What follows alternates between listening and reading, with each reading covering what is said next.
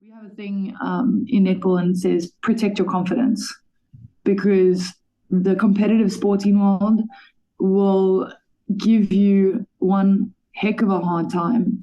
And if you allow it to destroy your confidence, it's very hard to get back up and it's really hard to bounce back.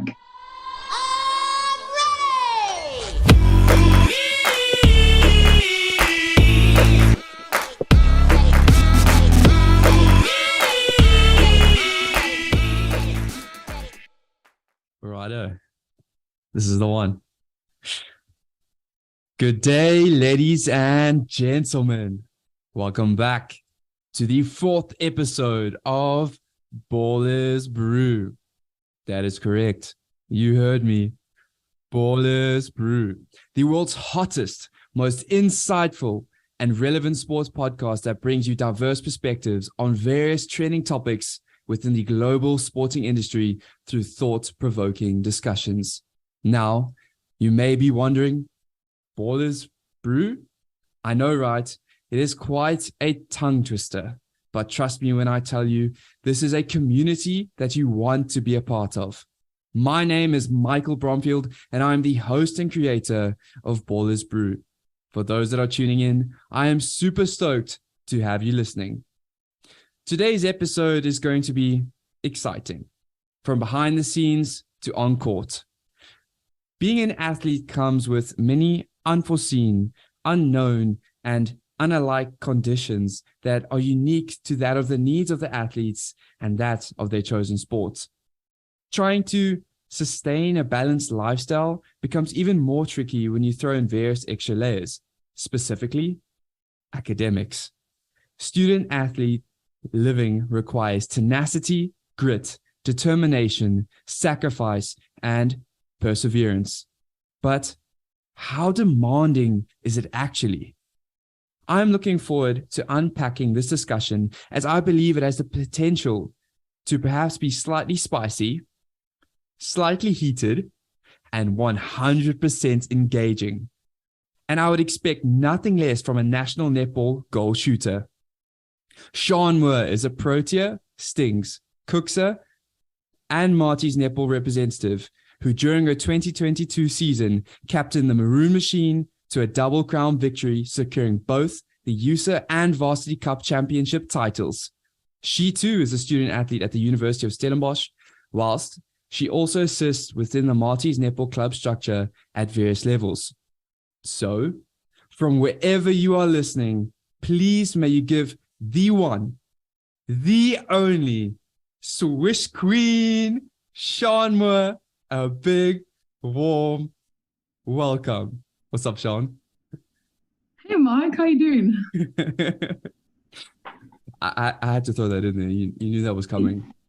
I was just about to say, now the entire world knows that I'm a Swish Queen. I mean, for those that are listening and perhaps were watching the Varsity Cup final, myself and my best friend, Joshua Emsley, we were the two guys on the sideline shouting hashtag Swish Queen. Swish Queen. Yep, that was you guys. I heard you maybe once or twice though. But I mean, it's always lovely to hear a friendly voice in the crowd, or two of them actually. Joshua was kind of a champ as well. But I mean, I know being on the court, being in the zone, you have to stay focused. You have to stay in tune with the game. Cannot let the external distraction get into your head. Exactly, especially when you're playing at home and you've got all your friends and family there and the music is pumping and all you want to do is say hello. But I mean, you still got a job to do, so you've got to stay focused. Yes, sir. That is very true. That is very true. Right. So I'm thinking maybe just to introduce yourself a little bit, right? And I've given a little synopsis and intro there. But Sian, you are a Maties, a Western Province Stings, and a Protea netball goal scorer, right? Off the bat. It is easily recognizable that you are a well-established athlete within the South African netball community. But for those that are listening and who may be wondering who is this so-called Swish Queen, may you provide a short description as to, who is Sian Moore? Who are we talking with today? Well, I guess I could say that Sian Moore is a previously blonde, but now redhead, tall-ish goal shooter. I mean, yeah, I'm 24 and I'm feeling slightly on the older side of life, still doing the student athlete thing. And it's been quite a journey getting to where we are now. And I think I've grown a lot over the years. But other than that, at the moment, I'm a student athlete that is just playing at the moment, especially for Maties, to give that experience and to give back into my community and that kind of stuff. So yeah, me in a nutshell is I am 6th year at the moment, and I've still got more to give at the moment. So that's what we're working with. That's me. And that is amazing. That is very, very cool. We always, I think any athlete, we take our own journey and we go through our own stories, right? And where we are currently in the journey, it's always good to be in a space of gratitude and abundance of appreciation for where we are in the moment. So as I alluded to earlier, you are a significant figure within the current South African netball world. So I did my homework, okay? So oh my goodness. Perhaps let's rewind the years between 2012 and 2017, your years of high school, right? My high school netball. Specifically, Redham House, Durbanville. So that's the place. It's a place, yeah, right? That's the place. That's the place. Redham House, Durbanville. Netball Gems Curation House, right? So at what point did you realize netball was the be all and end all? Specifically considering that during this period, you two were a prospective national baseball player. For those that didn't know. For those that didn't know, yeah. So my high school experience was unique to me, as a lot of kids have unique experiences and very different experiences. I had a slightly different set of cards that were dealt to me in high school, and that was I went to an academic high school, very small, very private. And I went there to try and help improve their sport and to be one of those athletes, So the sport wasn't fantastic, but it's growing and it was growing. And that was the goal. That was the mission, to help develop there and that kind of thing. So, I mean, in my high school, we literally only had two netball teams. We had first team and then we had social, or like an under 14 team or an under 16 team, depending on the year. And I mean, we didn't play in the highest league of netball. So there was a lot of external coaching and ambition that I had to go and get elsewhere that I wasn't getting at school. And we walked a long journey. And while I was in high school, right, I'm a strong believer of, what's it called when you play multiple sports? Of multi-talented, well-rounded. Yeah, well-rounded. Yeah, being a well-rounded athlete, right? Especially when you're young. Like in high school, I don't think you need to be choosing one sport from grade 8 already, unless you like in the more specific technical sports like athletics, swimming, those kinds of things. And obviously you need to decide at a young age if that's what you want to do. But up until matric, I was still playing at least 4 sports. I was playing tennis and doing some athletics here and there, some throwing events, because running is not for me. I was playing softball, I was playing baseball, I was playing netball. So only until I got to university really did I decide that netball is going to be my one sport. And it was my decision to come here, and I'm so grateful that I am here and the journey that I've walked since I got here. But I had a very tough decision to make in about grade 11. Because like you mentioned, I was a baseball player as well, softball. And in grade 11, I had 2 paths that I had to go down, or I could have gone down. So a lot of prayer went into that, because the one was stay in South Africa, play netball for Maties, and that's my dream, my goal, and we build there. Or it was go overseas to America, play softball for Michigan State. And like, I just couldn't at that age decide what I wanted, or like I couldn't verbalize what I wanted, if I could put it that way. So I prayed a lot and spoke to my family a lot, and I'm a family driven person. So in grade 11, I was like, I can't imagine moving overseas and being so far away from my family to play softball. And I was like, okay, cool. then it's decided. I'm going to go down the netball route. I'm going to go to Maties, the only university I applied for, because I was like, if it's not Maties, then I'll take a gap year. It's fine. I'm not meant to be anywhere else. So yeah, I had to work really hard throughout my high school career because we had netball and we made the most of our situation that we could have. I mean, I was captaining the side from grade 9 already. The first thing, I had to grow up quickly in high school. Let's put it that way. So it was a different journey. It was a different experience that a lot of kids have nowadays. And I also say that it's one of my saving graces as well, because I mean, you go into a mainstream school and then you have to deal with the disappointment of not making A sides or not making B sides, and then having to jump, or you were an A side person and then you don't make it the next year. And I was saved that kind of disappointment my entire high school career, which I'm grateful for. And I think that has a big part to play in who I am now, is that I didn't get caught up in the politics and not wanting the success of my co-teammates because I wanted game time or something like that. So yeah, slightly different experience than most, especially slightly different experience than most in my field, but everyone's got their own journey and their own story to tell. And yeah, mine's that. I think what is noticeable, right, out of all of that is the key of support structures. I can't imagine being 17 years old, right, and you are placed with two amazing opportunities. But at that point in your life, how do you decide where do you want to go? And it's not playing netball for this university or this university. It's two completely different journeys, which will lead you to two completely different outcomes. But having that support system, the right people around you, as you mentioned, your family, and if you take into consideration the coaches, the friends, etc. But for you, you know, your family, as you said, is a very important support structure. To have that just to assist you into guiding you is important. I think that's for any athlete, having the right people around you is what helps you at the end of the day succeed. So maybe let's take this one step further, right? So we're telling a little bit of a story here, okay? So you've decided netball is your everything. Sian is all in, committed to the game. Your heart is set on one goal, right?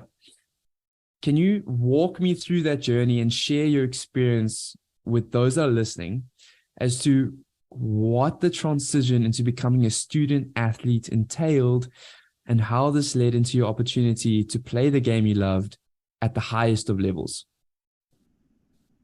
So, like I said, everyone's story is different. Every journey is different and it has a lot of bumps and hiccups, and you got to make the most out of your situation. And I always say, like, life lessons. If anyone ever asks me for advice or anything like that, or something to say to someone, I'm like, don't let your circumstances be the reason why you don't reach your goals, right? There's been a lot of things that have happened. For example, I didn't go to a netball strong school.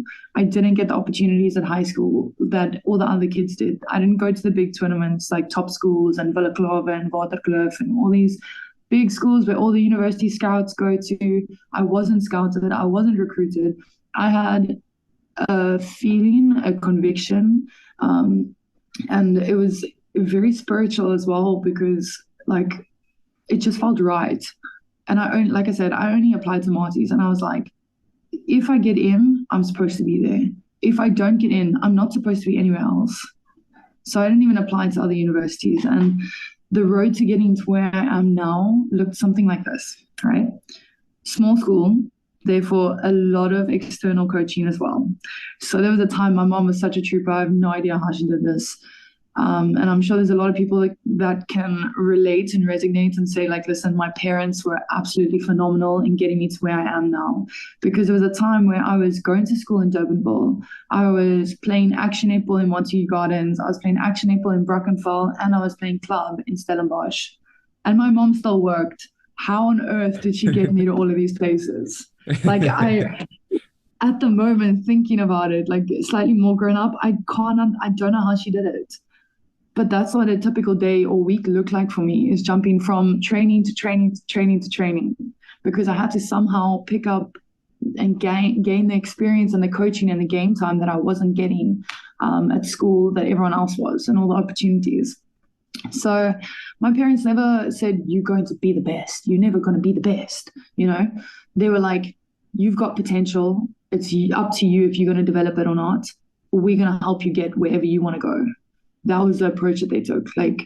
And that's all they did, is they gave me opportunities, and I took the opportunities. So when it came down to getting into the student athlete life, we worked really hard in matric, and in high school, I made Western Cape teams, and I mean, we raked in 2 gold medals there, the only 2 in our age group. I think I'm one of 2 people, in my year, in the year born 1999, that have 2 gold medals at an SA schools competition.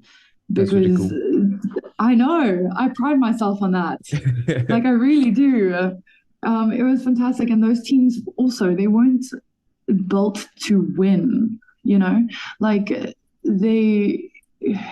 how when there's 2 teams selected, there's a team that has all of the good players in it and the big names, that kind of thing. And then there's another team that's just a bunch of people that want to go and jol and play netball, and those were the teams that I made, the ones that just wanted to go and play. And we did exactly that, and we raked in medals, and I was like, I don't know how we're doing this, but we're doing it. And so in high school, in the netball setting, there's something called SA Schools and Top 35 at these tournaments, where they select the top 5 players in respective positions to make an SA squad, right? They do that in, I think, under 17, under 18, and I didn't make it once. I wasn't even ranked top 5 shooters in the country at high school, right? And then I came here, and the adjustment was so big. I don't know how to explain it to people, and I still try and explain it to our freshers, but you have to experience it. And I came here, and I was like, I got in, so therefore I believe that this is where I'm going to be, or where I'm supposed to be. Whatever team I make, it doesn't matter. It's okay. I'm just here to play netball. Nothing else. I'm here to study. I'm here to gain a degree, and I'm here to play netball and affect and influence as many lives as I can while I'm here, while I'm on the journey, And I came here, and we had trials and everything. And Coach Zan, she noticed me because she says that it's because of the way that I presented myself. I was very forward and loud. I was not verborgen, not what's the word for verborgen? I don't know how to explain it. Cocky. You weren't cocky. Yeah, I wasn't cocky. I wasn't forward. Yeah. But I wasn't scared to open my mouth, and I wasn't scared to say what I want or how I saw things. And from that side, she was like, that's someone I want on my team. Blunt and forward. Say again? Blunt and forward, to the point. Blunt forward, to the point. There's no messing around. When you get to university, unfortunately, there's no more time to be messing around. We got to say it how it is, because I want the best for you. And the best for you is not lying to you. So we got to be, but the trick though, Mike, is learning how to say that without hurting people's feelings. How to be forward with people without allowing offense to be taken, But anyway, you learn lessons, we grow. Over the years, we've grown. So, yeah. And then student athlete life, we came in, and it's not easy. To all the people listening, guys, when we say that it's not easy and it takes a lot of consistency and dedication and hard work, we're not lying. And I'm sharing that because it's an asset. So start working on it now before you get to university, because it's going to help you so much. I always think of, whilst you're speaking, I remember the one day, I think we were getting coffee, and you told me, as a junior player, please correct me if I'm wrong, you said you would go outside your house, and you would just shoot, and you'd shoot and you'd shoot and you shoot, and you would only allow yourself to come inside, I think, once you cleared 100 sinks, right? Is that correct? The number's a little bit more than 100, but yeah, pretty much. Right. So And for a shooting game, it's more towards like 500, like thereabout. Yeah, but I I like this mean, stuff. it shows that as an athlete and as a student athlete, if you want to make it to the top, what are you doing extra to stand out from the crowd? What are you putting in? And it speaks for itself. It's that tenacity, it's that grit, it's that determination, it's the drive. Yeah, And 100%. you said you just wanted to duel. You go out there to play. You're going out there to for the love of netball. There's no other thoughts that are creeping in, other distractions, but let it just be for the sake of the game. And if it's for the game, you're going to be at the best that you can be after putting in that hours and hours of work.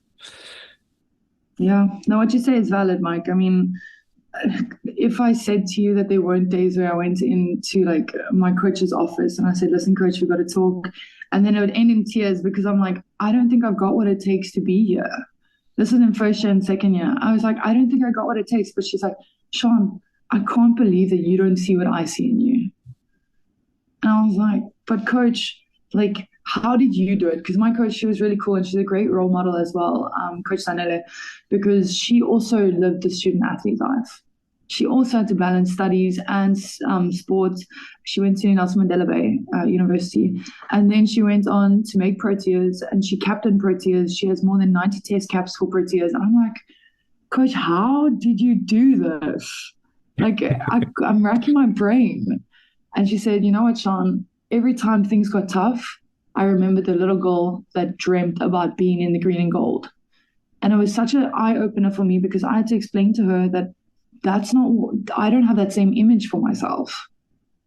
I like my purpose for being here and like playing and being involved with netball for so long is so that I can be involved with other people and help them grow and help them develop and see like people who don't believe in themselves changing lives. And she was like, Sean, but it's possible for you. If you want it, if you stay with me, you just give me hard work, you can get there. I said, okay, coach, I'll give you the year. This is first year. I said, I'll give you the year. And then I stuck it out for the year and I was like, okay, next year, I'm not doing this again. I'm not doing this again. She's like, Sean, you're going to do this again. And I was like, yes, coach, I will do it again. For you, I will do it again. And that's also what's so important is to play for a coach that you believe in and that you trust. And that's like my coach is one of the main reasons why I'm still playing this game. Unbelievable. She's amazing. That's insane. And like you speak about the coach, right? And it's their philosophies, it's their why, it's their drive, it's the culture that they instill within a team, the environment that they create, which ultimately determines or has a effect on the success of the athletes within their team. And maybe to veer away to a slightly separate, just a separate topic, right? And I've always wondered this, especially being a goal shooter, right? And then I look at the likes of, for instance, a Rafa Nadal, you know, we've always seen him before his serve. There's a specific routine that is always followed. And, you know, it's commonly noted that athletes at a high level have their own set of personal rituals that they need to follow prior to the start of a game. And according to Peak Performance Sports, they state that athletes utilize these pre-competition or pre-game routines as a manner to help reduce distractions or minimize anxiety, which allows them to narrow their focus and enter a competitive mindset. And I've seen you before a game. I've seen you go there. Do you perhaps have any unique game day rituals or pre-activation exercises that you strictly live by per game? Listen, Mike, I've asked myself this question very many times as well. Like, I went through a time in second year, I think it was, where I was trying to figure out what must I do before a game that's gonna, get me ready. I see all these people, they got pre-game rituals, and even my brother. So my brother's an international baseball player, and he went overseas for 5 years to go and play there. and he would talk to me about his game day rituals, right? Like, this is how it starts. This is what he has for breakfast. This is how he goes to the fields. This is what's going on. And I'm like, Kieran, I don't have any of those. Like, help me figure out my pre-game ritual so that I at least know, okay, as soon as it starts, then it's just going to flow. And then I know that I'm going to be ready in time, all that kind of thing. And I spent almost an entire year trying to figure this out. And at the end of the year, I came to the conclusion that as long as I'm connected with my team and I'm in tune with my team and I'm not isolating myself from anyone, then I'm sharp, then I'm A for away. As soon as I stay quiet or I like pull in towards myself before a game, I don't feel connected. And that's generally where my game fluctuates. So to be honest, the last 2 years have been slightly different as I've been captaining. Before games is captains, things that needs to happen, especially for Varsity Cup. We have to go to the toss for TV while the girls are activating and warming up and that kind of stuff. And as soon as our warm-up starts, then that's my area. And I guess my pre-game rituals situation is kind of like, as soon as I start warming the girls up, my mind is in it, because I'm no longer just responsible for me. I'm responsible as captain as well to make sure that my entire team is firing on all cylinders and ready to take court and ready to take on the game. So it's possibly not the answer you were looking for, but otherwise music helps. Music's really good. Yeah, that's all I can give you, is just stay present in the moment. I think so. Like, to this question, right? There's no specifically correct answer. And that's what's really cool. Each athlete has their own way of getting into the zone, right? And it was funny, like it was pointed out over Nats now whilst we were away. You know Josh, and you've seen his bubbly energy. And before a race, he's talking to every single person in his heat. And but that's him. That's how he gets focused, versus other athletes who may be plugged in, completely zoned out. Very true. I think Josh's is a tactic though, because while he's been speaking to the other swimmers, they're getting distracted, which is exactly what I used to do when I played defense in high school, right? I wasn't always a shooter. I played defense for a lot of my high school career. Most of my Western Cape games, like my Western Cape caps, are in defense, right? And as a defender, my primary goal was to get in the shooter's head. I'm not even going to lie to the audience. It was to get in the shooter's head. And I did that by making frequent conversation throughout the game. And then I would turn a ball and then they would get angry because they weren't focused, or because I turned a ball. I don't know, whatever the situation was. But yeah, so I think it's more of a tactic on Josh's side. But you see, now this is, and I'm sure you've heard of the term, we're no longer looking at sportsmanship, but rather gamesmanship. What are we as the athletes, or you as the high performance netball player, what are you doing to get that slight tactical advantage? What are you doing to get that edge? And that's why I say your pre-game ritual, or what you're doing in the game to stay focused, to stay in the moment, it's always different. And I mean, it plays to your style in which you want to do the game, and your personality. And obviously sporting code to sporting code, it will be different, right? Yeah, for sure.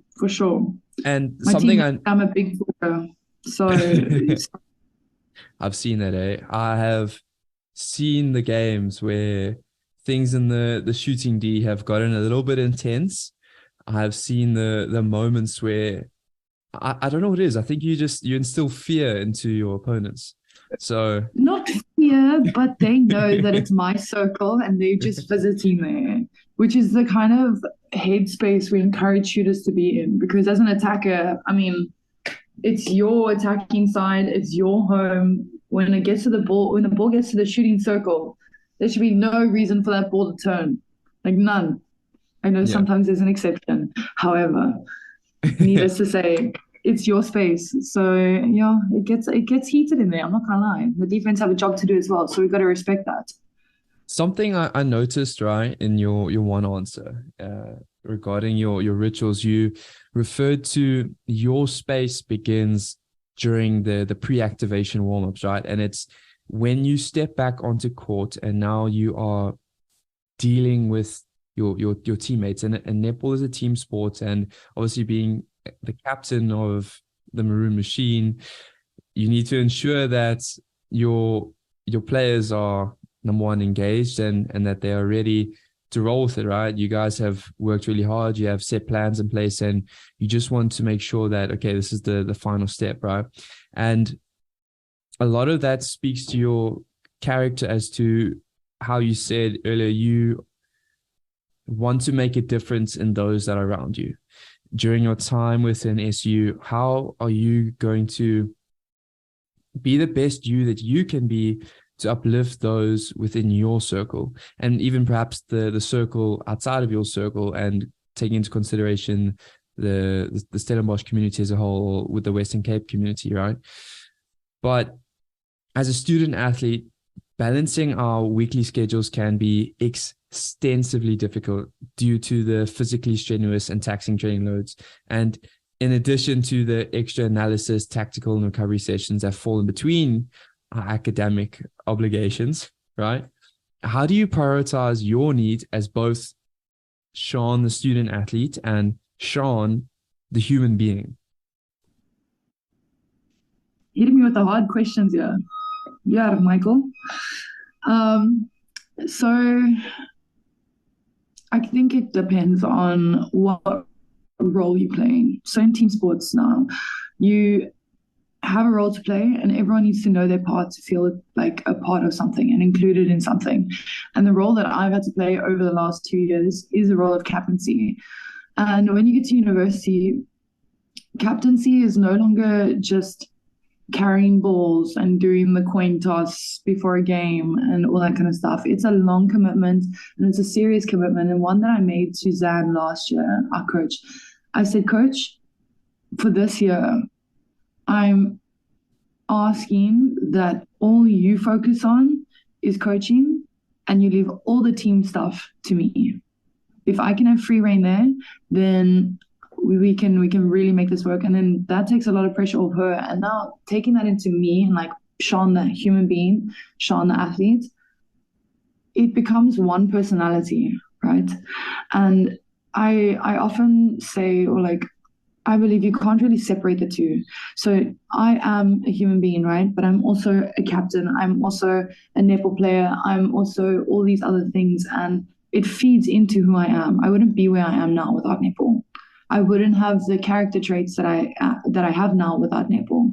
And it's important to make sure that Sean, the human, is still getting enough stimulus almost, but like filling cup as Sean, the athlete. And there are times where you don't, and you need to take a step back from whatever situation you're in and say, listen, whoa, hold up. Something's missing here because my cup is empty. And that's pretty much where I got to last year. There was a time last year as well where my cup was empty and nothing could fill it. And I went through quite a rough time because I was like, how am I supposed to influence other people? How am I supposed to help develop other people when I've got nothing in my cup to give them? You know? And then I had to have another look at my life and be like, what is draining from my cup? What is taking from my cup and not putting back? Why is my cup not full? And I had to make some pretty difficult life choices then as well, in terms of friendships, in terms of academics. I was putting myself under heavy academic stress because I was so involved with my netball, or I was like, it's fine. Academics, I'll sort it out just before exams, you know, or just before my A1. And that was not it. It got me into a little bit of a very tough situation that I had to work really hard to get out of. So it is essential that you still take moments for yourself. I mean, personally, I love going for a walk in Gutenberg Mountain. When life is getting really chaotic, I'll just go for a walk. I'll go for a walk, or luckily for me, shooting is very relaxing as well. So if there's a lot going on, I'll just put my headset on, grab a ball, head to a pole, and just put up shots for, it could be anything between 15 minutes to 45 minutes to an hour and a half. It depends on how long I don't want to deal with whatever's going on. So, yeah. that's pretty much it. Make sure that you still doing things that you love doing that feed into your happy energy instead of just taking from your energy. And there's something that I'm going to tap into a bit later, but perhaps just to, allude to it now, right? And that's now a word from our sponsor. Playbook Athletes is a media and marketing company that provides strategic and innovative brand exposure across both athletic and professional markets. Their goal is to focus their exposure and craft their apparel with personality and feeling to ensure that they capture and display the real you.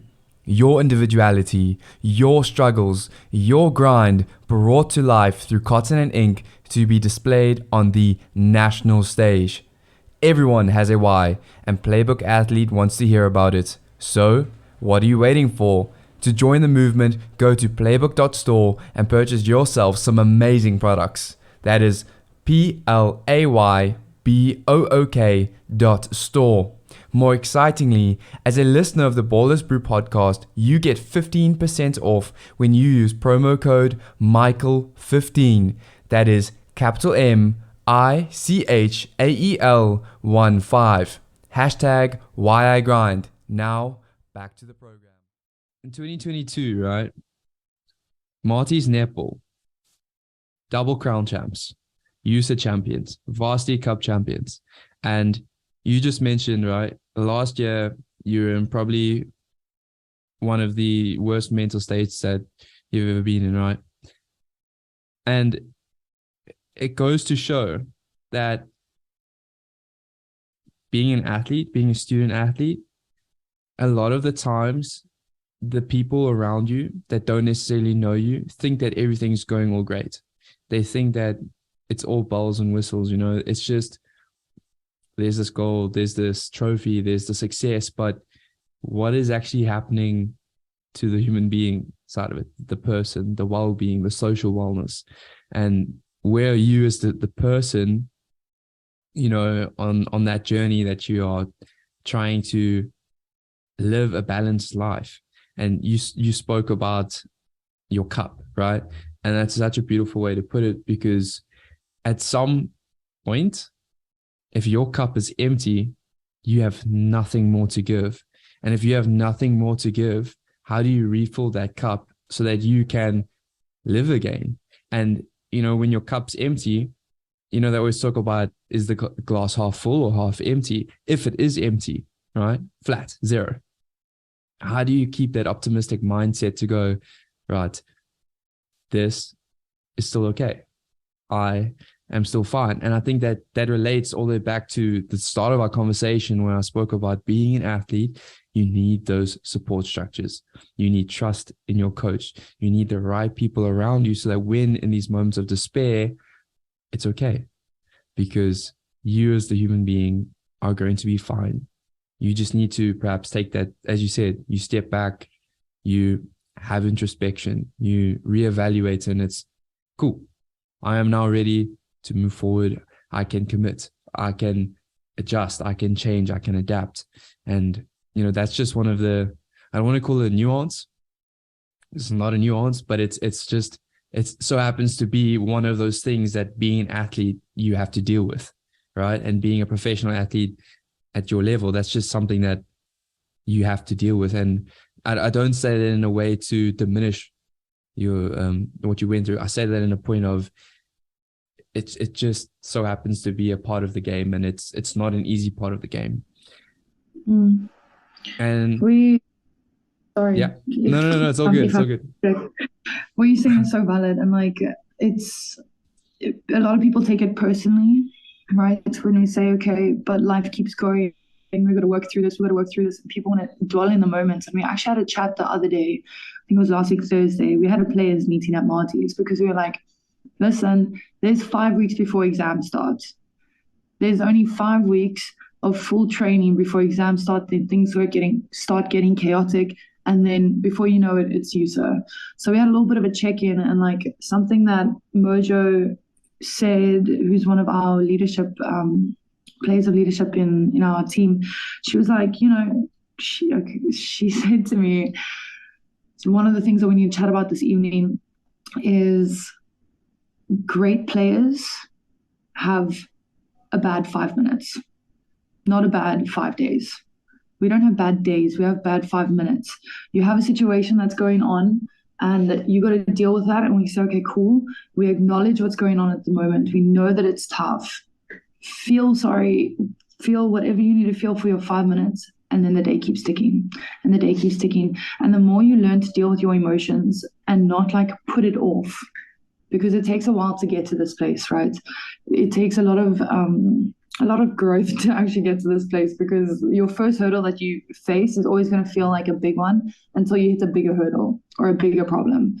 And the more you are able to be in tune with yourself and say, okay, cool, this is something that I'm really struggling with. We can feel it. And then we keep on going and we deal with it as it comes, not waiting for it to bottle and get so bad that your cup is empty, which is a mistake that I made personally last year. Is I said, it's fine, it's fine, it's fine, ignore. Whereas while all of this was happening, each event that happened or everything that I was dealing with was taking a piece of me and taking a piece of my cup and taking out of my cup. And then eventually I'm left with no cup and a whole lot of problems. Yeah. So it's one of those things where you've got to deal with the situations and you've got to be brave enough to deal with the situations. Because often we see a big hurdle, we're like, no, don't want to face that, don't want to deal with that. You can just chill on the side for a little while. And unfortunately, life doesn't work like that. Yeah. You can only put things off for so long. So I saw this is now very cliche, right? I saw this video where it had, I can't remember the two animals. I think it was like a cow and then like a bull, or you know, in the States they have the I can't remember the name, like a wildebeest type of animal. And in this sentiment, they show that in the one, right, the cow, I think it was a cow, when the storm approaches, they run with the storm. So they, in fear of the storm, they are doing the best that they can do to get away from the storm. And the storm continuously chases the cow, and the cow can do nothing but to keep on running, but it can never get away from the storm. Versus, for this sake, let's call it the wildebeest, runs through the storm head on. And they know that for 5 minutes, as you said earlier, for 5 minutes, it's going to be probably the most tough, most brutal, absolutely difficult thing that they've ever done. But after 5 minutes, they're on the other side of the storm. They're on the rainbow, where the environment is better and it's better place to be. So it sounds like a vibe on that other side. Yeah, right. But you have to be willing to put your head down. Yeah. You gotta be willing to go through the storm, and you can either keep running, because I think an extension of that is like eventually the cow gets tired and therefore the cow can't keep running, and then the storm catches up with him anyway, and then he goes through the storm while he's tired and he ends up running for like hours instead of 5 minutes of hell. So it's a great analogy, and it's one of the ones that I live by and I hear often because I need to remind myself of that. Something, I mean, I think this directly relates to that, right? And I'm pretty sure you can relate to me with this, is that we've all experienced up and down emotions within the daily demands of being an athlete, okay? And sport is a love-hate relationship. And as Nick Diaz once said, you got to love it, so you want it so bad that you're pushing yourself to the limits where you absolutely hate it. Can you identify a low point within your career as a student athlete and how you were able to overcome that hardship? I think there's two areas that in my student athlete career. Well, I mean, frick. I think if you ask any athlete, they've all dealt with disappointment sooner or later in some real terrible situations and circumstances. And it ranges from injuries, like being disappointed, can't play, have an injury out for a few months. And I mean, sometimes you miss tournaments or like important meets or trials or something because of those. And it takes from it kind of takes a piece of your heart if you allow it to. We have a thing in netball and it says, protect your confidence. because the competitive sporting world will give you one heck of a hard time. And if you allow it to destroy your confidence, it's very hard to get back up, and it's really hard to bounce back. And so like one or two moments of mine, I think one of the toughest things that I can remember, well, there's two, there's a few actually, but one of them was in 2020. I made my debut for not for the Proteas, for the Southern Stings, right?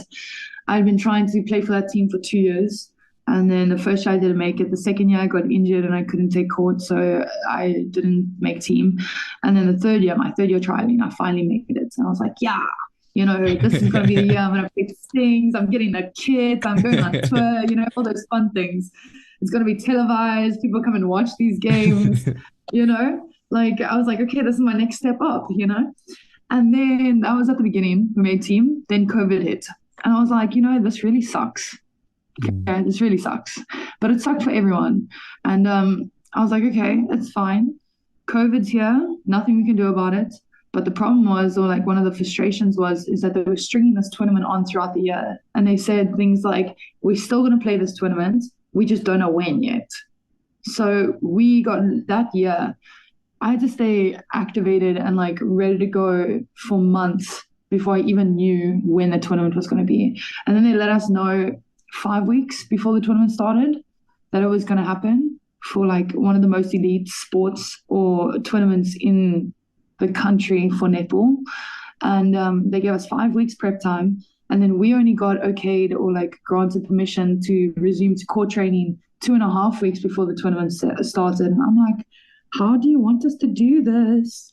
But anyway, you stay activated. And we went into that tournament and I got myself in the best shape that I've been for so long, right? In those 5 weeks. I was like, okay, tournament date is set. I'm going for this. And I got myself in such a good shape and I had the tournament of a lifetime, right? I couldn't have asked for a better debut tournament because it was a bio bubble as well. So it was a 3-week nonstop tournament. So it's a double round robin, it was rough. It was really tough. And there were a lot of injuries. And I was like, great. I got out of the tournament without injuries. I'm happy. And I raked in 3 player of the match, like as a debut person in my debut game, I raked in a player of the match award. What do you call it? Let's go. I know, cash dollar. Let's get it. So, I mean, I raked in 3 of those in my first Stings tournament, and my accuracy was in the 90s. Like, I was so happy. I couldn't have asked for a better tournament, and I was so grateful and so happy until one day they sent out a letter after the tournament. This is a couple weeks after the tournament, and they sent out a letter, and it had the Protea squad that they selected, or like the SA squad that they selected from that tournament, right? And they read out the names, and my name wasn't on the list. And I was like, I don't know how on earth I could have done any better to have made that squad when I was by far the most accurate shooter in the entire tournament, and the things and the excuses could get listed. But bottom line is I wasn't in the team. And I was like, how? And I had to bounce back from that really quickly. And I'm not going to lie, I'm one of those people that do bounce back very quickly, because they announced at like 8:30 in the morning. At 10:30, we had a session. And I was at the session, and I was running at the session, and I was organizing things, and I was involved. And it was one of my big lessons that I learned, is that bounce back time is important. The longer you say dwelling on a subject or something that you can't influence, the harder it is to come back from it. So netball's a game of opinions. Unfortunately, team sports is very subjective, and it depends on who the coach or who the selectors are, and a few other factors as well. And we say it's a game of opinions. And there's another saying that we have here at Maties is, don't let the opinion of someone else become your reality. And I held myself on higher standards than the list that got sent out. And I was like, we working. It was my first tournament. So what? I didn't make team. We keep moving. The next year in March, I got my debut for the Proteas. So 4 months later, after that list came out, I got a phone call from the Protea coach saying, listen, we need you to come to trials. We want you to come to trials. We have a tournament coming up and we want you to be at trials. So I went to trials, played, made team, and there I had my debut. So I played on my birthday as well. Yay, me. So as you've heard it, folks, the Swish Queen journey, right? So tenacity and grit, 90% plus, right? That was your scoring percentage. My average, yeah. Over a 3-week, 2 round robin cycle. Double round robin cycle. Double yeah. round robin cycle. That was like, I think we played, one round was 7 games. So we played 14 games and then played semis and playoffs. So like 16 games, 15 games, some of them. Something I think that from what I'm taking away, right, is that especially during the time of COVID and even now currently within 2023, being an athlete, there's frustration behind uncertainty, and it's the variables you can't control, and it's always the what ifs, the I'm not sure, and how do you stay mentally prepped or in the zone or to figure out the right training cycles, the right periodizations to ensure that you're going to be the best you that you can be come court day. And so I completely understand that, and it's trying to ensure that you can prep yourself. And something I noted, and again, it's always cliche, right? But I heard this somewhere. Someone said failure and setbacks is a story for a comeback. And sometimes through lives, you go through these moments that just feel like you're on this trajectory of failure. You're on a downhill. And I always like to think of it as if, you're going into a valley. And what's cool about a valley, right, is that you're at the bottom of 2 mountains. And as you're falling down the one mountain, you're just gaining momentum and speed so that as soon as you hit the bottom, exponentially, you're going to go up so much faster. And that's exactly what you said. Cute. 4 months. That's really cute. 4 months and you're on that SA squad. Yeah. Right? Yeah. Hard work. It would never happen if I didn't get if I didn't keep training. And it's one of the things that a lot of the coaches here that I work with speak about, because obviously young kids in high school, they deal with a lot of disappointment, not making A teams, not making whatever teams. And the question they ask often is, if they were me, what would they have done? How would they have responded?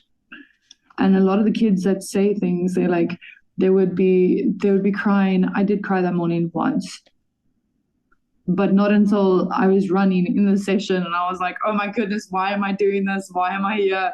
There was a moment and I was like, you might as well keep going. You've already started.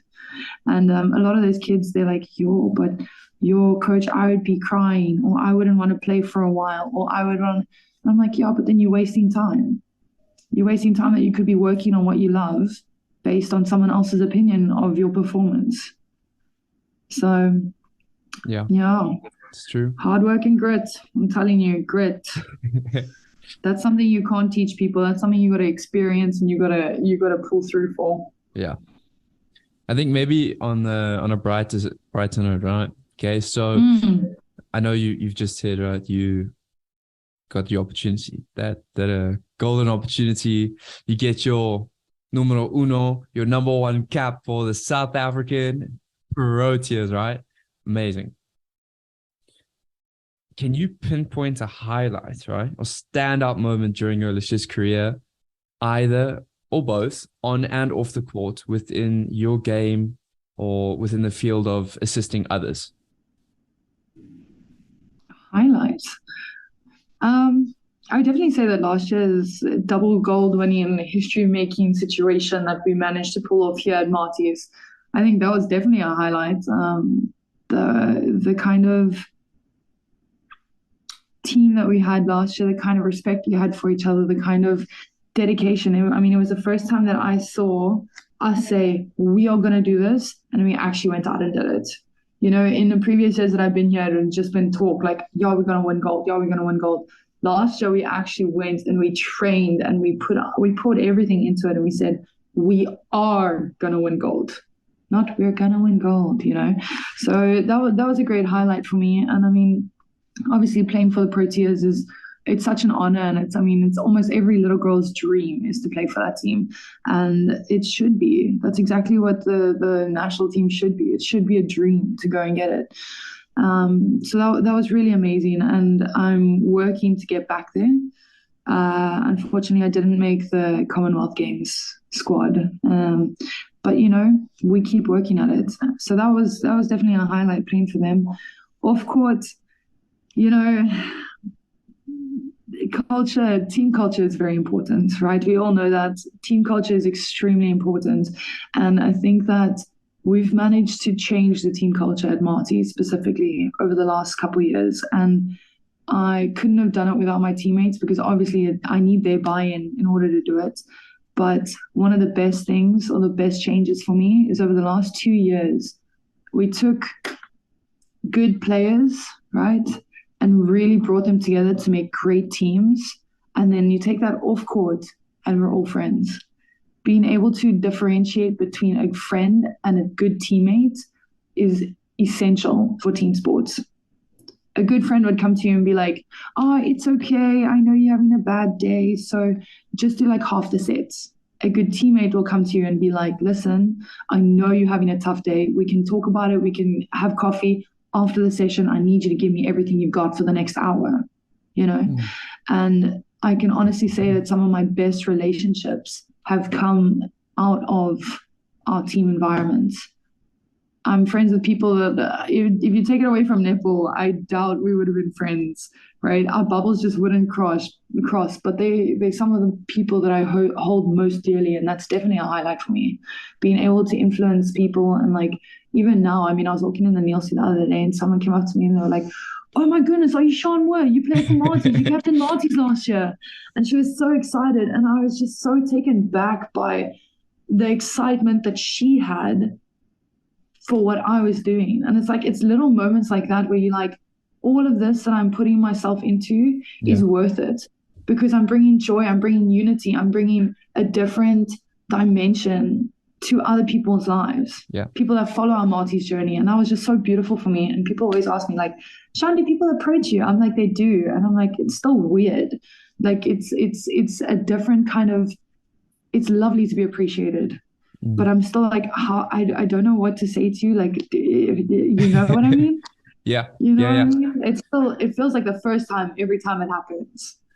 But it's those moments, right? Whether it's 5 seconds or 5 minutes, it's those moments of, as you said, appreciation or admiration, where it makes the hours, the weeks, the months of being in that dark space, working so hard in order to chase success. And it's that tiny bit of recognition, just that we see what you're doing, we appreciate what you're doing, and you're amazing at what you do. And it makes it so much more worth it, you know, when you're not left in the dark. And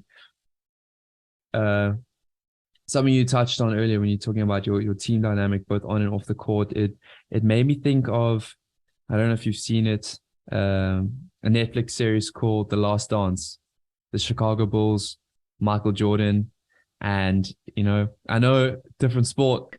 We're looking at so basketball. You're going to hate me, but I haven't watched all of it. That's okay. I'm sorry. I want to. Like, I really have wanted to for a very long time. And I watched like the first episode or two, but then everyone was telling me what was in it anyway. So I was like, oh, wait, sharp. They're giving me all the key pointers, so I'll resonate with that.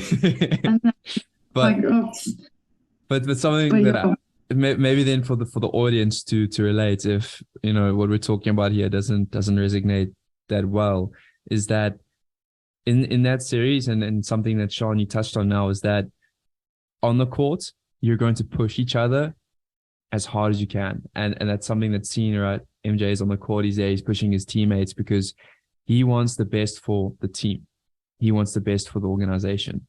He's going to give us everything to make sure that on game day we're ready to go. But stepping off of the court, you have each other's backs. You're each other's ride or dies. You're there to make sure that, okay, this goes beyond just being, as you said, a teammate, but this is a family. And in team sports, that is something that's so important to ensure that you have the right dynamic so that everyone's clicking and that, I don't want to call it easy sailing because it's never easy sailing, but there's easier. Yeah. It's smoother. It's smoother. Exactly. It's much smoother when the team is gelling lekker. It's much smoother, right? Exactly. Because then there's less. Yeah. Right. Yeah, I get you. And I hope you don't mind me jumping into this next point, right? And it's something that we shared off camera, and I spoke to you about it after your amazing win last year, Varsity Cup against Bika at home. Right? Big game. Yeah. And we spoke about it when we were meant to be studying. And one of those moments. Right? And it goes like this, right? And as athletes, we often get caught up in chasing the next big thing, the next title, the next medal, the next trophy, the next peak within our journey. However, this path requires a lot of sacrifice and determination. And that goes back to earlier where I said, those dark moments where you're working for months on end. And, perhaps there's to do this, right? The path requires a lot of sacrifice and determination, but there's also a small percentage of craziness and passion for the sport that we love, right? We have to be crazy, but we have to love what we're doing. Okay. Exactly. It's an essential. Have you ever worked so hard for a moment within your career whereby you gave everything you possibly could, essentially losing a part of yourself in the journey to reach that pinnacle point, the top of your mountain? Yet once you achieved the moment, it was not what you may have perceived it to be, as if it was just another box that needed to be ticked for you to simply move on to the next thing. Honest answer, yes. I think that you can get very caught up in the moment when you in season. We set ourselves goals last year, right, as Maties, that we are taking double gold, right?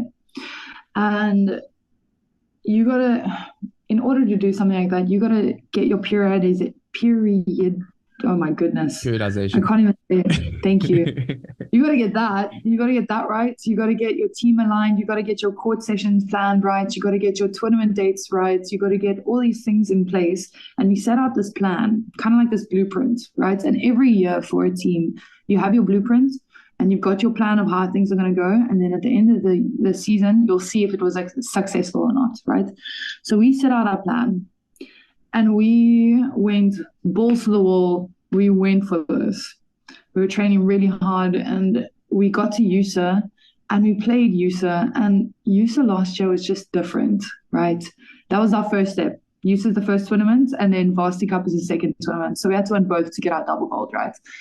And USSA was our first step, and we went and we played USSA, and it was so beautiful for me because, in our games, and you can ask anyone in my team, in our USSA tournament, there was just calm, lekker vibes, in the moment, playing ball for ball. The amount of control that we had on court and the amount of fun we had on court with each other was undescribable. Like, I watched our USSA games the other day again, and that feeling came back. And those are the kinds of feelings you really got to hold on to because they drive you in those weak times. And I watched this and I was like, we were phenomenal last year at USSA, right? And then we went and we just focused on task in the moment. That's it. That's one of our philosophies here at Maties Netball. It's just task in the moment. If your task in the moment is to wake up and get to training, that's all you focus on. You don't even focus on the training. If your task in the moment is training, great, you train. Then after that, what's my task in the moment?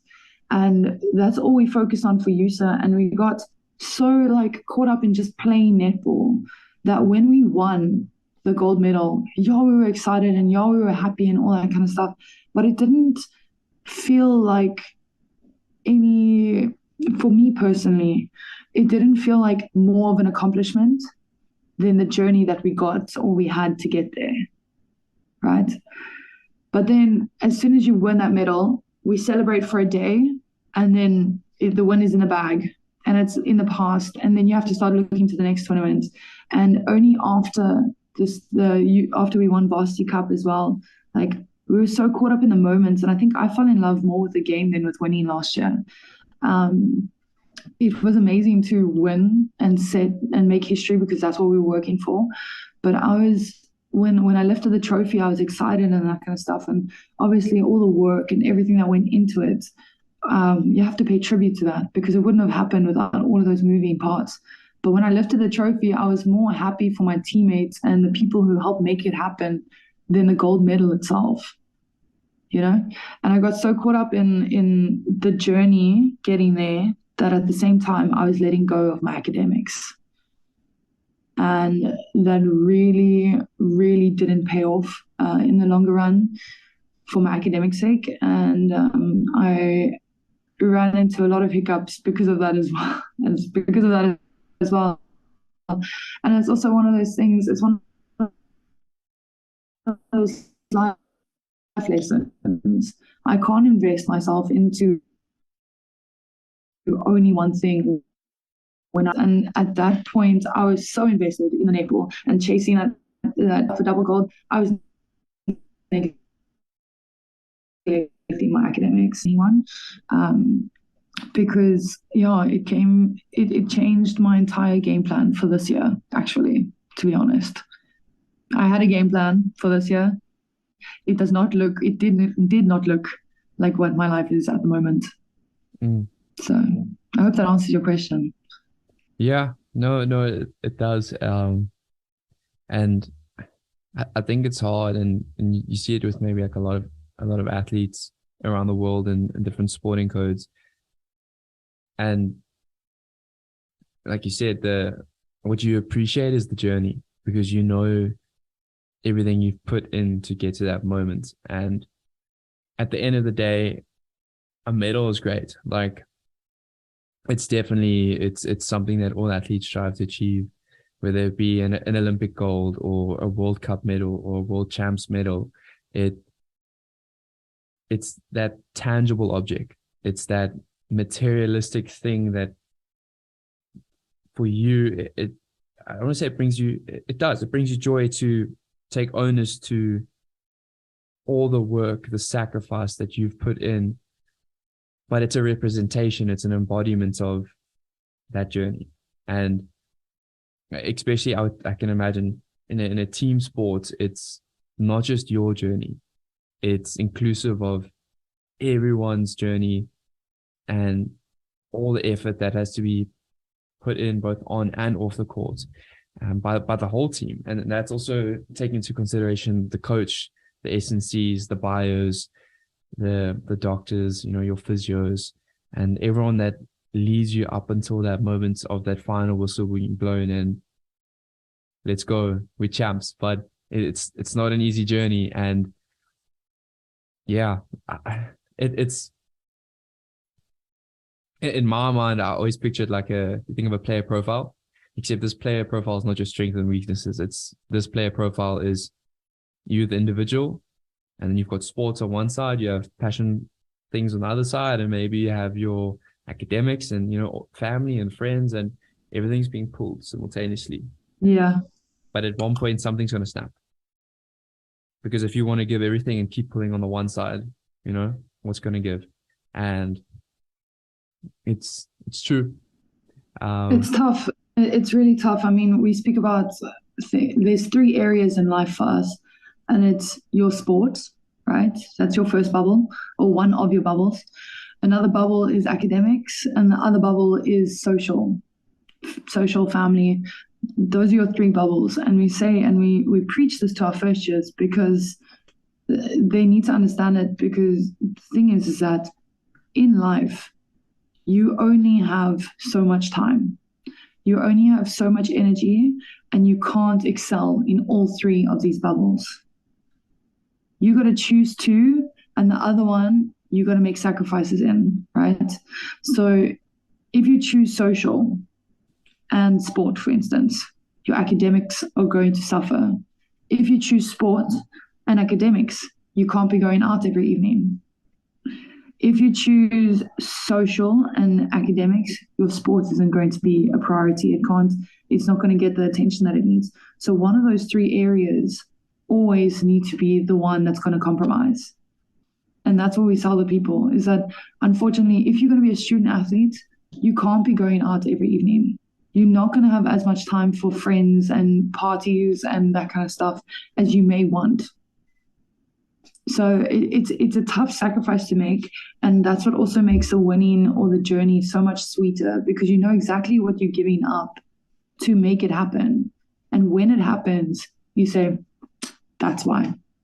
That's why I could say no all of those times. That's why.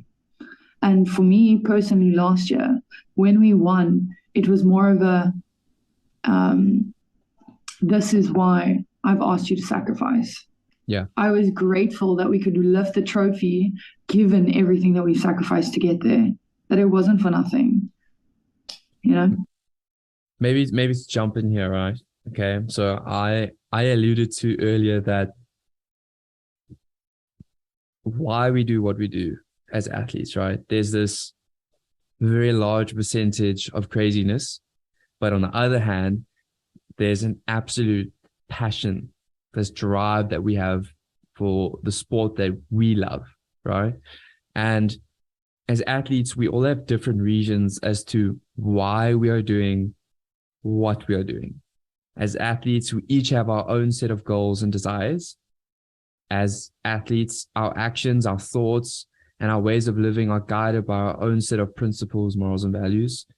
And as athletes, we are each driven by our own unique purposes as human beings. More so, within everything we do, as individuals, we are grounded by our why. And that's something that you were touching on now, and what you were talking about earlier. In one word, can you describe what drives you, what propels you to chase your dreams, to live out your purpose? What is your why? In one word. One word. Your why.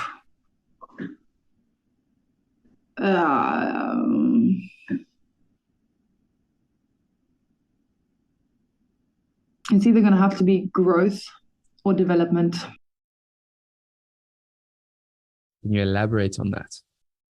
Growth. So now I'm allowed to elaborate and use more words. Yeah, because it's a one-worded answer. It's the first thing that comes to your mind. So let me elaborate, because then maybe it'll make a little bit more sense. Okay. I mentioned earlier that I was crying in coach's office often in my first year, saying that I don't have what it takes. And I asked her how she did it. And she said because she had that little girl wearing the green and gold, and that's what drove her. And I told her that I don't have the same photo. I don't have the same picture in my mind, right? So I told her then, Coach, I'm not playing to make the Protea team. I'm not playing to be the best goal shooter in the country. And that's not my drive. That's not my why. That's not my purpose here. And she said, what do you mean? And I said to her, Coach, I strongly believe, and I said this to my parents in the first year as well, I said, I strongly believe that I'm playing at these levels so that one day I can coach these levels. I can coach teams and players at this level. Something we haven't mentioned or touched on this while we've been chatting is I'm entering into my coaching era now. And I cannot be happier with my path and with the path that I'm supposed to be going down, with my drive, my passion, my purpose. So when I say growth, I'm meaning my growth, sure, but the growth of young individuals, of children, of young adults, and using netball as a platform to do all of those things, to help others develop. And I said it since first year. I said, Coach, I don't see myself being the best, and that's okay with me. But I'm going to be good enough.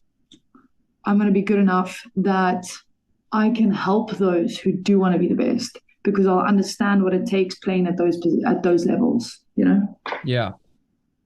Oh, I get that. So that's what I was alluding at.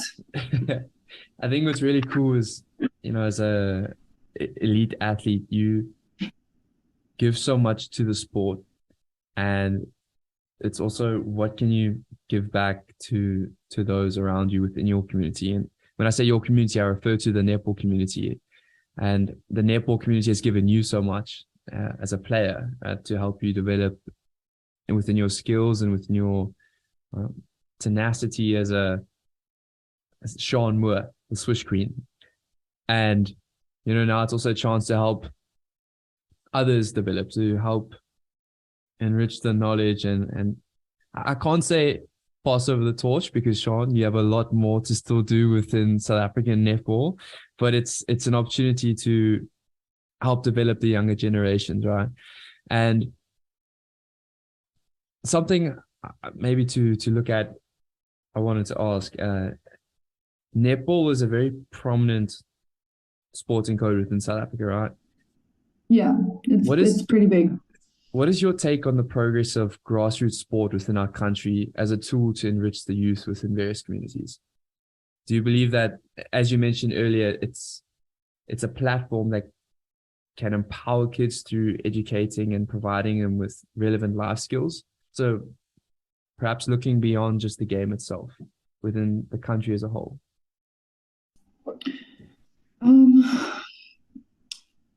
Honestly, I think that netball, and all sporting codes actually, but netball being a big, well-known sport, it's one of the best ways to get kids developing, right? And also learning key life tools almost. Things like dedication, things like hard work ethic, commitment, discipline, all of those things can be portrayed through any sport, right? Netball, luckily, is just one of the bigger ones. Therefore, it has a bigger target audience. And if it's done right, which we on our road to progressing, I am not sure what the numbers are looking like in terms of netball players in South Africa at the moment. But however, it's easy enough to get your hands on a round ball and throw it around and then put it in a hoop, Yeah. I did some outreach work not so long ago out towards Malmesbury, Klappiel side. And we went to go work in a township there. And in the township, it's really not big, but there are 2 netball courts. Not good netball courts, but there are 2 netball courts that have poles. And all you got to do is you show up there. We literally went there, showed up with a few balls, got some of the kids coming in, and was like, listen, do you guys want to play a little bit, have a bit of a training session and that kind of stuff? And the kids just come and they just want to be a part of something. They want to do something. And it's opportunities like that. And that's why I say that netball's a platform, right? Or sport, whatever sporting code it is. For me, it's netball. Whatever sporting code it is, it's a platform for us to reach and gauge individuals that might not have the same opportunities that we have, right? And it's so essential to do that with love. And I think that some people do it for the wrong reasons. And whatever the reason is, as long as the child's best interest is being put at heart or being put first, then then we're moving, then we're going. But it's so rewarding. And what you said just now is also very valid, giving back to the sport that we gave so much to, but also the sport gave us a lot. My coach has invested in me. The sport's given me an opportunity to be this person. And therefore, it's only right for us to give back. So I think in terms of sports, especially in South Africa, you want kids playing sport. That's why I can't understand nowadays how kids are so happy just chilling on their phone, TikTok dances, all this stuff. I'm all for a good time, right? I'm all for a good TikTok dance. I'm all for all those things. But you got to keep the kids playing. Yeah. The development of children is decreasing because they're not playing anymore at young ages. And you've seen it in schools now. I mean, I went to some trials the other day for under 10s. And under 10s, you would think, okay, cool, we can throw and catch. I was really taken back by how slowly some some development is happening. And I think it's important to also educate the coaches in what should be happening at certain ages. I know that we specialize in it, like in sports science. If you do coaching, then you'll learn, okay, where you should be or what you should be doing at what ages. And first you learn how to play and learn how to win, compete, and then learn how to win and whatever else. But it's so essential to hit the young ages just for like general development. So I think that in terms of netball, it's great because we can reach a lot of people and it's a fast attraction sport. And I mean, we're even hosting World Cup in a couple months. So That's if exciting. there's any interest in netball, I know if there's any interest in netball, it's now. Like you want to be involved now, kind of thing. Exactly. So yeah, that's pretty much my opinion on netball as a sport here in South Africa and what it should be used for, what it could be used for, and where we're going.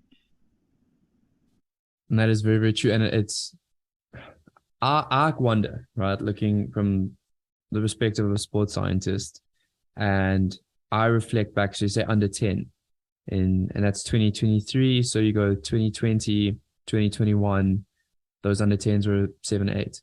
And that was the COVID period.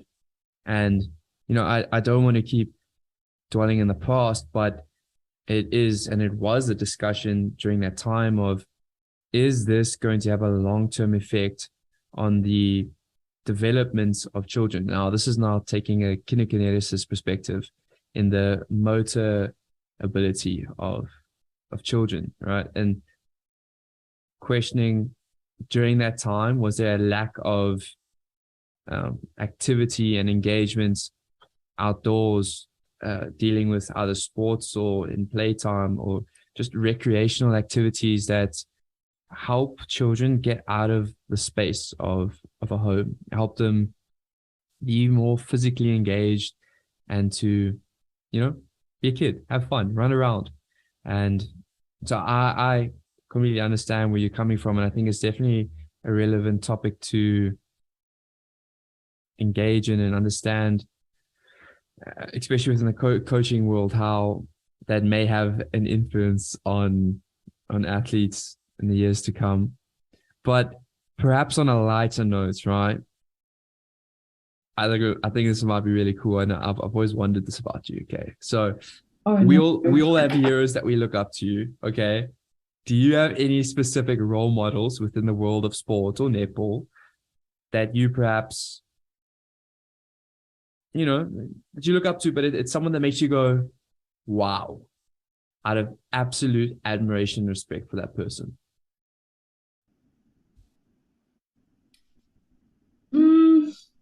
Honestly, Mike, I haven't really. So a lot of people's role models, you know, stimulate or like come from I want to be like that person, right? I want to be like that person and myself.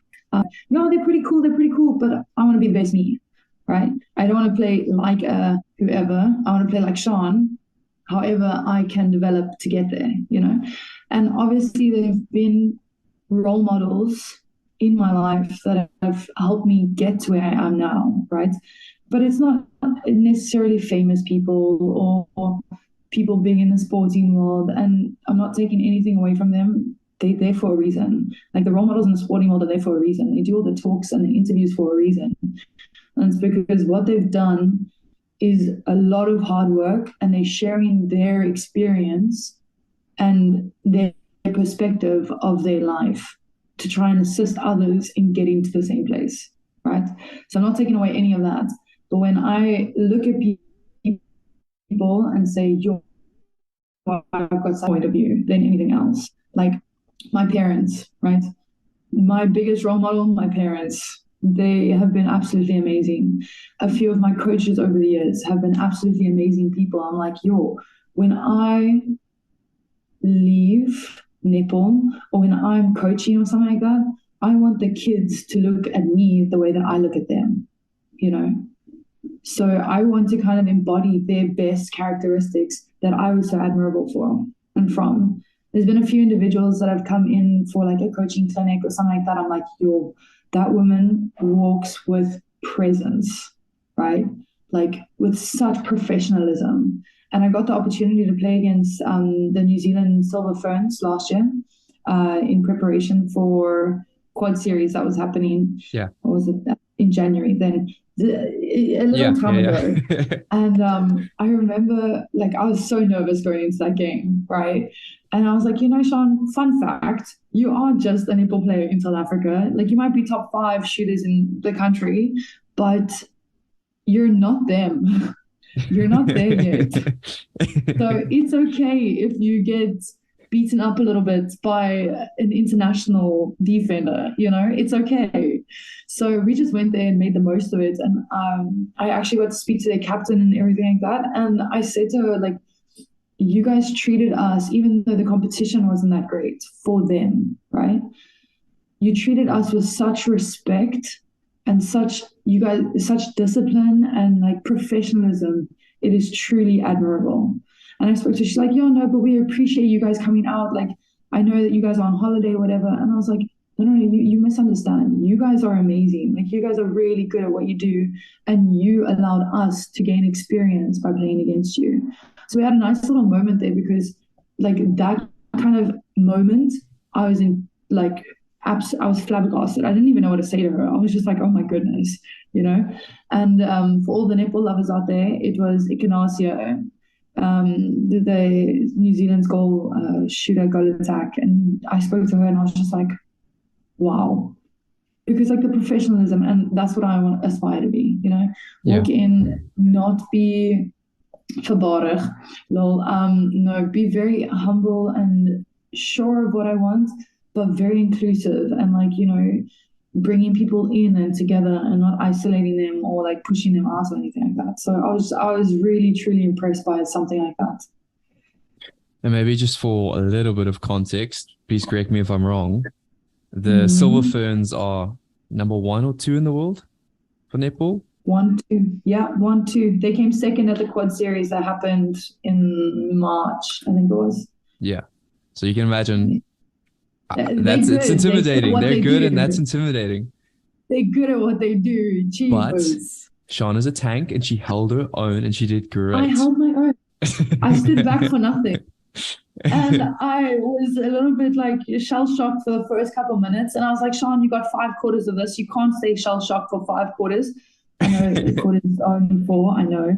But in netball, the coaches will say, okay, we want to play 5 quarters of 15 minutes or whatever, based on training.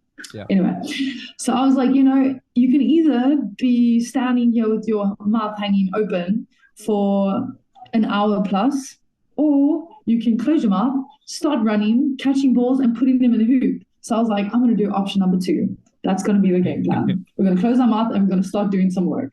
So it was a nice little moment for me as well to just be like, okay, game on, let's go. But, That's amazing. I can imagine and I've had the same opportunities here and swimming. It's when you swim with the so to speak, bigger guys, the people who have done it all. As much as you think you learn so much more from just being around them and being in their presence and just being exposed to the game at another level. And it's definitely eye-opening and also admirable and inspiring because you realize within your own athletic career, you still have so much more to go. So it's also very humbling. I'm not going to lie. It's very humbling. You go to training like that or race in a competition like that and you're like, wow, okay, so I'm not as big as I think I am. I still have more that I can learn. And that's like one of the biggest things to being great or not accepting where you are. Always believing that you can do more and be more than where you are at the moment and keep chasing that. Yeah. So that was like great motivation for me as well because I was like, we're going into TNL now. It's going to be tough, but we're just vibing. And I was like, actually, Sian, we're not just vibing. You can be better than this. So we're working quite hard at the moment in my own capacity to put up a really good tournament, which is starting next week, Thursday. Let's go. Let's TNL go. 2023. Yes, right. Sir. To conclude, okay, I know we've had a very good and in-depth discussion. just on a final note, is there any brief advice that you can share with the listeners who may be interested in playing netball, or for those who may be aspiring Protea or professional netball players? Only one, really. I already said my first thing, which is don't let your circumstances be the reason why you don't achieve your goals, right? Dream big, right? Dream big, go hard.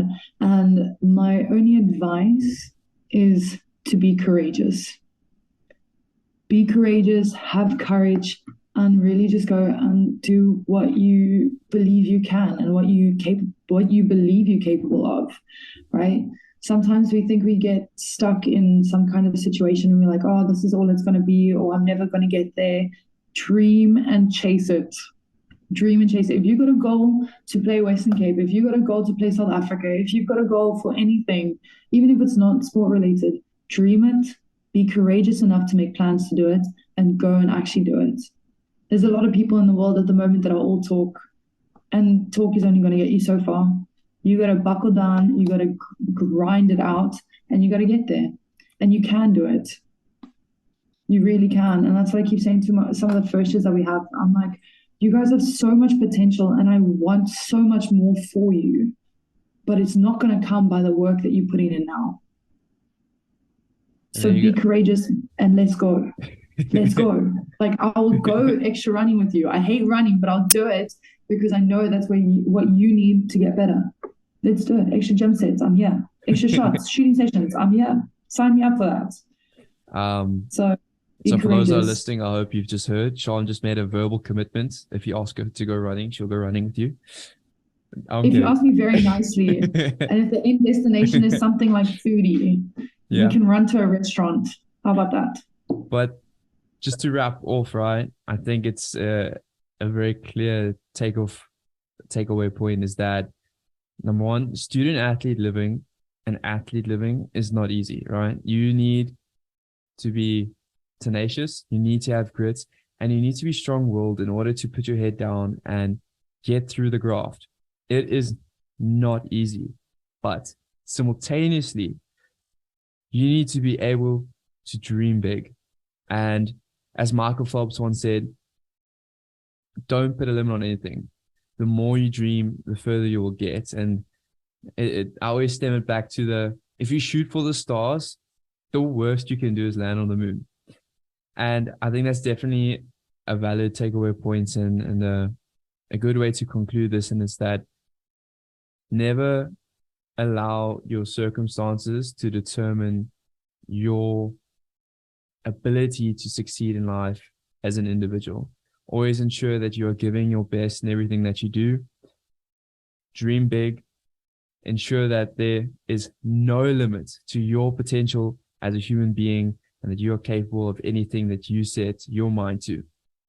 So on that note, thank you so much, Sian Moore, for availing yourself for this discussion and for allowing me to speak to you about both your personal life and your endeavors within netball. And for those that are listening, I would like to promise that there's much more exciting and insightful information through more episodes that will be coming. And for those that are listening up until the end of the episode, right, I really, really appreciate and value your time and that you have been intrigued to listen this far. I honestly really, really appreciate it. And I do love your support. So please, if you haven't already, like, subscribe, and follow for much more exciting and engaging content. That is all from me, your host, Michael Bromfield. This is Ballers Brew signing